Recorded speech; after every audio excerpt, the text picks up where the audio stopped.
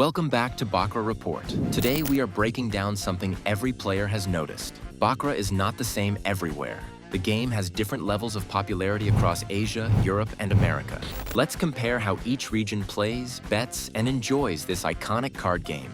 Let's start with Asia, because this region is the heart of the Baccarat world. In places like Macau, Singapore, and the Philippines, Baccarat is the #1 revenue generator. Macau alone earns most of its casino income from Baccarat. Players in Asia prefer high stakes and long sessions. Many believe in rituals, patterns, and superstitions that give the game a deeper cultural meaning. For many players, Baccarat is not only entertainment, it is tradition, community, and prestige. Europe is where Baccarat began. It started with the French nobility and slowly spread across the continent. Today, European players enjoy a slower and more elegant version of the game. Casinos in Monte Carlo and London often promote Baccarat as a stylish and exclusive experience. Players usually take fewer risks and prefer steady betting.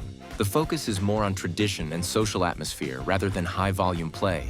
In the United States, Baccarat is not as dominant as in Asia, but it is very important in major casinos. Las Vegas and Atlantic City rely on Baccarat to attract international high rollers. American players tend to favor simple, fast decision-making. They also enjoy mini Baccarat because it is more casual and relaxed. Even though Baccarat does not lead casino revenue in the US, it has a loyal base of players who treat the game as both strategic and social. So, is Baccarat the same everywhere? Not at all. Asia treats it as a cultural and high-stakes phenomenon. Europe connects it to elegance and tradition.